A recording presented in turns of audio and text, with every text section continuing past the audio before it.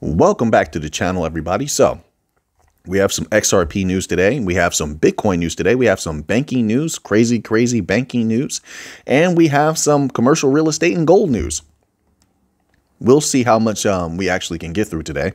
I have to make this a little bit of a shorter video. I have another event I have to attend. This article is titled "Ripple's XRP braces for billions in inflows as, quote, special, unquote, ETF bid likely to trigger institutional gold rush." All right. The recent approval, it begins as such, the recent approval of spot Ethereum ETFs by the U.S. Securities and Exchange Commission has ignited a fervent debate within the cryptocurrency community about the future of similar financial instruments for other digital assets. At the center of this debate is XRP, one of the most popular cryptocurrencies, which has become a focal point of speculation and discussion regarding the potential for an XRP ETF in the United States. A recent poll by a prominent XRP community member on social media platform X highlighted a significant division in opinion. Of the respondents, 66% expressed confidence that an XRP ETF would be approved by 2025, while 34% remained doubtful. Then it continues on. Advocates for an XRP ETF argue that this introduction could lead to a substantial increase in institutional investment. They believe that an ETF would provide a regulated, accessible entry point for institutional investors, which could in turn lead to a surge in XRP adoption. Proponents suggest that this increased participation would enhance XRP's legitimacy and stability in the market. Historical data supports this view, as Bitcoin's rise to a new all-time high was partly attributed to the approval of spot Bitcoin ETFs earlier this year. Let's scroll down here, see if there's any more. Also, if you have the chance, if you're kind enough, please click that like button. I would greatly appreciate that. Thank you. It says, however, not all the members of the XRP community share this optimistic outlook. Bill Morgan, a well-known advocate for XRP, voices skepticism about the necessity of an ETF for XRP's future success. Morgan and like-minded community members argue that XRP's true value lies in its ability to facilitate seamless cross-border payments. Okay, so now, you know what, let's do the Bitcoin news now, and then we'll see if we can get back to the next XRP article, okay? So now, this article here is titled, "Bitcoin Futures Open Interest Hits 16-Month High Amid Price Resilience." All right, it begins as such. The price of Bitcoin has experienced a downward trend since reaching $70,300 on May 27th. Currently hovering at around $67,920, a 2% decline over the past 7 days. Despite this, $66,000 support level has remained robust since May 17th, providing some stability for bullish investors who aren't overly concerned by this brief correction. A key area of interest is the Bitcoin derivatives market. On May 29th, the open interest in Bitcoin futures, reflecting the total number of leverage bets, hit a 16-month high, signaling an increased appetite for leverage positions in Bitcoin, BTC. Shifts in macroeconomic trends have also influenced Bitcoin's performance. The S&P 500 is just 1.2% below its all-time high of 5,342, achieved on May 23rd, suggesting a strong stock market. Meanwhile, the 5-year Treasury yield has climbed to 4.63% from 4.34% 2 weeks ago, indicating a move away from fixed income investments. This trend has been underscored by a weak demand at a Treasury Department auction on May 28th, which pushed benchmark yields to levels that could be concerning for stock investors. On May 29th, the aggregate Bitcoin futures open interest reached 516,000 Bitcoin, the highest since January 2023, marking a 6% increase over the past week. The Chicago Mercantile Exchange, CME, leads this market with a 30% share, followed by Binance at 22% and Bybit at 15%. The sizable open interest, equivalent to 34.8 billion, indicates bullish sentiment, but also poses risk of cascading liquidations if leverage positions are too high. All right. So now let's move on here to the next XRP article. And it is titled, Ripple Files New Motion Dismisses Claim About XRP Price Suppression. It says attorney Bill Morgan says the recent filing from Ripple in the SEC lawsuit addresses claims about the impact of ODL-related sales on XRP price. San Francisco-based crypto payments company Ripple Labs has filed a reply letter to further support its motion to seal exhibits relating to the SEC's motion for remedies and judgment. As usual, James K. Fallon shared Ripple's latest filings on social media platform X. And they have a cropped tweet here. It says, at Ripple has filed a reply letter in further support of its motion to seal documents in connection with the SEC Gov's motion for judgment and remedies. It says, recall that the U.S. SEC opposed Ripple's omnibus sealing motion on May 21st, arguing that the sealing request could conceal vital information from the public, which might be relevant to the court's determination on remedies.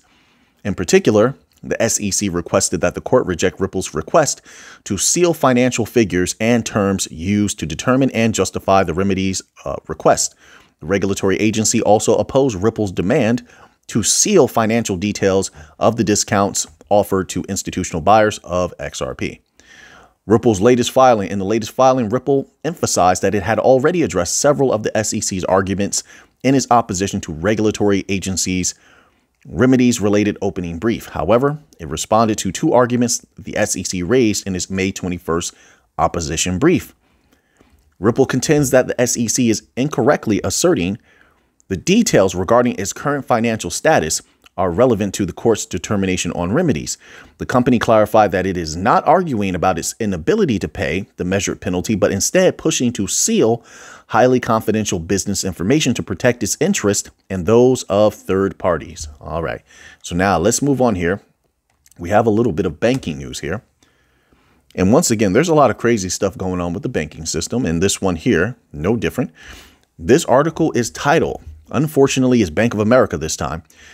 Bank of America's Wealth Management Division leaks names, social security numbers, and 1,883 pension plan members. Wow. This is not good. Not good at all.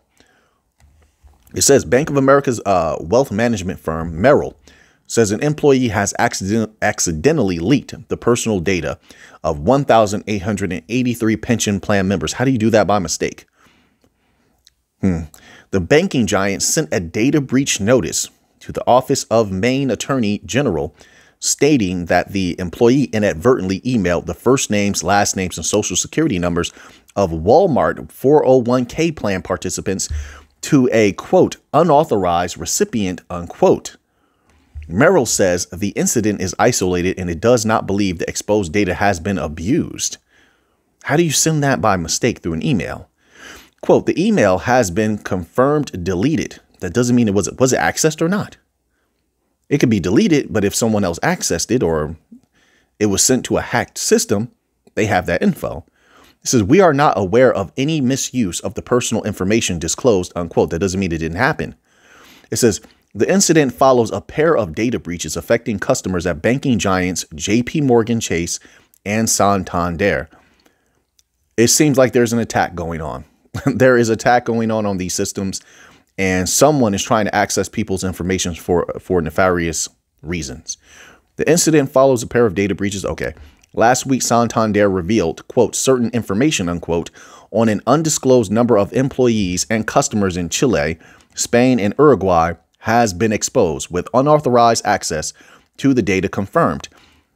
And early this month, JP Morgan Chase said it discovered a software bug that enabled unauthorized internal access to retirement plan records of 451,809 customers, which contain names, addresses, social security numbers, and bank account numbers.